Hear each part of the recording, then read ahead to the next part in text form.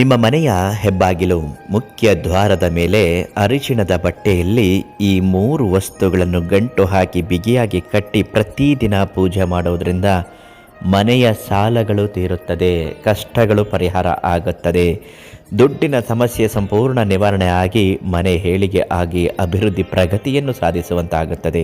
ನೀವು ಬಯಸಿದ್ದು, ಅಂದುಕೊಂಡದ್ದು, ಬೇಡಿದ್ದು ಪ್ರತಿಯೊಂದು ಸಕಲವೂ ಸಿದ್ಧಿ ಆಗುತ್ತದೆ. ಈ 3 ವಸ್ತುವಿನಲ್ಲಿ ಅಂತಹ ಶಕ್ತಿಗಳು ಅಡಗಿದೆ. ಅದು ಯಾವುದು, ಅದನ್ನು ಯಾವ ನಿಯಮವನ್ನು ಅನುಸರಿಸಿ ಮನೆಯ ಹೆಬ್ಬಾಗಿಲಿಗೆ ಕಟ್ಟಬೇಕು ಅಂತ ಇವತ್ತಿನ ವಿಡಿಯೋದಲ್ಲಿ ತಿಳಿಸ್ಕೊಡ್ತೀನಿ. ಅದೃಷ್ಟಧಾರೆ ಚಾನಲನ್ನು ನೀವು ಇನ್ನೂ ಸಬ್ಸ್ಕ್ರೈಬ್ ಮಾಡಿಲ್ಲ ಅಂದರೆ ಮೊದಲು ನಮ್ಮ ಪೇಜನ್ನು, ನಮ್ಮ ಚಾನಲನ್ನು ಸಬ್ಸ್ಕ್ರೈಬ್ ಮಾಡಿ. ಫೇಸ್ಬುಕ್ನಲ್ಲಿ ವೀಡಿಯೋಗಳನ್ನ ನೋಡ್ತಾ ಇದ್ದರೆ ನಮ್ಮ ಪೇಜನ್ನು ಫಾಲೋ ಮಾಡಿ. ನಮ್ಮ ಮನೆ ಚೆನ್ನಾಗಿರಬೇಕು ಅಂತ ಕಮೆಂಟಲ್ಲಿ ಹಾಕಿ ಈ ವಿಡಿಯೋನ ಶೇರ್ ಮಾಡ್ಕೊಳ್ಳಿ. ಎಲ್ರಿಗೂ ಒಳ್ಳೆಯದಾಗುತ್ತೆ. ಪ್ರತಿ ಕಮೆಂಟ್ಗೂ ಗುರುಗಳು ರಿಪ್ಲೈ ಮಾಡ್ತಾರೆ. ನಿಮ್ಮ ಸಮಸ್ಯೆ ಏನೇ ಇದ್ದರೂ ಶೀಘ್ರ ಮತ್ತು ಶಾಶ್ವತ ಪರಿಹಾರಕ್ಕಾಗಿ ಪ್ರಧಾನ ತಾಂತ್ರಿಕ ಕೀರ್ತಿ ಪ್ರಸಾದ್ ಗುರುಗಳು ಇದ್ದೇ ಇದ್ದಾರೆ.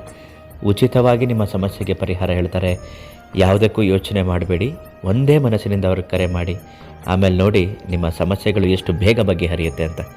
ಸಾವಿರಾರು ಜನರಿಗೆ ಇದ್ದಿದ್ದೇ ಒಂದು ಕಷ್ಟ, ದುಡ್ಡಿನ ಕಷ್ಟಗಳು.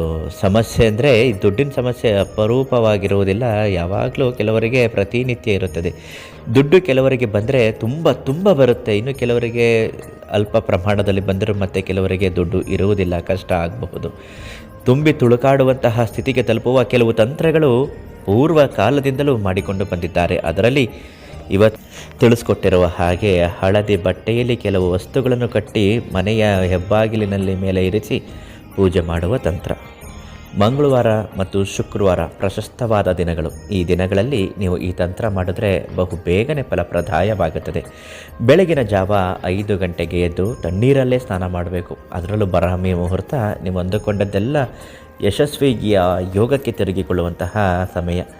ಆ ಸಮಯದಲ್ಲಿದ್ದು ತಣ್ಣೀರಿನ ಸ್ನಾನ ಮಾಡಿ ಹಿಂದಿನ ದಿವಸವೇ ಒಂದು ಅಡಿ ಸುತ್ತಳತೆಯ ಹಳದಿ ಬಟ್ಟೆಯನ್ನು ತೆಗೆದುಕೊಂಡು ಬರಬೇಕು. ಒಂದು ವೇಳೆ ಹಳದಿ ಬಟ್ಟೆ ಇಲ್ಲ ಅಂದರೂ ಕೂಡ ಬಿಳಿಯ ಬಟ್ಟೆಯನ್ನೇ ಅರಿಶಿಣದ ನೀರಿನಲ್ಲಿ ಹಾಕಿ ಹಳದಿ ಬಟ್ಟೆಯನ್ನಾಗಿ ಮಾರ್ಪಡಿಸಿಕೊಳ್ಳಿ. ಅದರ ಮಧ್ಯಭಾಗದಲ್ಲಿ ಕುಂಕುಮವನ್ನು ಹಚ್ಚಬೇಕು. ಅದರ ಮೇಲುಗಡೆ ₹1 4 ನಾಣ್ಯವನ್ನು ಇಡಬೇಕು. 4 ಕವಡೆಗಳನ್ನು ಇಡಬೇಕು. 4 ಪಚ್ಚೆ ಕರ್ಪೂರವನ್ನು ಇಡಬೇಕು. ಮಹಾಲಕ್ಷ್ಮಿಗೆ ಅತ್ಯಂತ ಪ್ರಿಯವಾದ ವಸ್ತು ಅಂದರೆ ಕಮಲದ ಹೂ ಅಥವಾ ತಾವರೆಯ ಹೂ. ಇದರ ಜೊತೆಗೆ ಭೂತಾಳೆ ಗಿಡದ ಬೇರನ್ನು ಕುಟ್ಟಿ ಪುಡಿ ಮಾಡಿ ಆ ಪುಡಿಯನ್ನು ಮಿಶ್ರಣ ಮಾಡಿ ಅದರಿಂದ ಬಂದಿರುವಂತಹ ರಸ ಎಲ್ಲವನ್ನು ಸುಗಂಧ ಪರಿಮಳ ದ್ರವ್ಯದಿಂದ ಒಂದು ಕರವಸ್ತ್ರ ಈಗಾಗಲೇ ತಿಳಿಸಿರುವ ಹಾಗೆ ಅರಿಶಿಣದ ಬಟ್ಟೆ ಒಳಗಡೆ ಇಟ್ಟು ಅದನ್ನು ಮನೆಯ ಹೆಬ್ಬಾಗಿಲಿನ ಮೇಲೆ ಮನೆಯ ಒಳಭಾಗದಿಂದ ಅದನ್ನು ನೇತು ಹಾಕಬೇಕು. ಮಂಗಳವಾರ ಮತ್ತು ಶುಕ್ರವಾರ ಇದನ್ನು ಪೂಜೆ ಮಾಡಬೇಕು. ಭಕ್ತಿಯಿಂದ ಸಂಕಲ್ಪ ಮಾಡಿ ಮನೆಯ ಕಷ್ಟಗಳು ನಿವಾರಣೆ ಆಗಬೇಕು, ದುಡ್ಡಿನ ಸಮಸ್ಯೆಗಳು ನಿವಾರಣೆ ಆಗಬೇಕು, ಸಾಲದಿಂದ ಒತ್ತಡಗಳು ನಿವಾರಣೆ ಆಗಬೇಕು, ಸದಾ ನಮ್ಮ ಮನೆಗೆ ದುಡ್ಡು ಬರಬೇಕು, ಮಹಾಲಕ್ಷ್ಮಿ ಸದಾ ನಮ್ಮ ಮನೆಯಲ್ಲಿ ನೆಲೆಸುವಂತಾಗಲಿ ಅಂತ ಕಮೆಂಟ್ ಮಾಡಿ ಕೂಡ ಹೇಳಬಹುದು.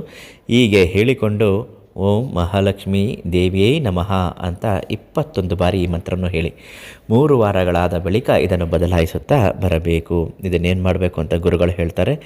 ಇಂತಹ ತಂತ್ರಗಳನ್ನು ಮಾಡುವುದರಿಂದ ಮನೆಯಲ್ಲಿ ಸಾಲದ ಸಮಸ್ಯೆಗಳು ಪರಿಹಾರ ಆಗುತ್ತೆ. ಇದರ ಕೆಳಗಡೆ ಹೋಗಿ ಬಂದು ಮಾಡೋದ್ರಿಂದ ನರಕದ ದೃಷ್ಟಿಗಳು, ನಕಾರಾತ್ಮಕ ಶಕ್ತಿಗಳು ಹೀರಿಕೊಂಡು ಸಕಾರಾತ್ಮಕ ಶಕ್ತಿಗಳು ನಿಮ್ಮ ಮೇಲೆ ಪಸರಿಸುವಂತೆ ಮಾಡಿ ಏಳಿಗೆ ಪ್ರಗತಿಯನ್ನು ಸಾಧಿಸುವಂತಾಗತ್ತೆ. ಇದನ್ನು ಮಾಡುವ ಮೊದಲು ಪ್ರಧಾನ ತಾಂತ್ರಿಕ ಕೀರ್ತಿ ಪ್ರಸಾದ್ ಗುರುಗಳಿಗೆ ಒಂದು ಕರೆ ಮಾಡಿ ಉಚಿತ ಭವಿಷ್ಯ, ಖಚಿತ ಪರಿಹಾರ, ಕೆಲವೊಂದು ವಸ್ತುಗಳನ್ನು ಅವರೇ ನಿಮಗೆ ಕೊಡುತ್ತಾರೆ. ಆ ವಸ್ತುಗಳನ್ನು ತಂದು ನೀವು ಮನೆಯಲ್ಲಿ ಹೆಬ್ಬಾಗಿಲಿಗೆ ಕಟ್ಟಿ ಪೂಜೆ ಮಾಡಿ ಎಲ್ಲವೂ ಒಳ್ಳೆಯದಾಗುತ್ತೆ. ನಿಮಗೂ ಕೂಡ ಒಳ್ಳೆಯದಾಗಲಿ. ಧನ್ಯವಾದ. ನಾಳೆ ಮತ್ತೊಂದು ಮಾಹಿತಿಯೊಂದಿಗೆ ಭೇಟಿ ಮಾಡುತ್ತೇವೆ.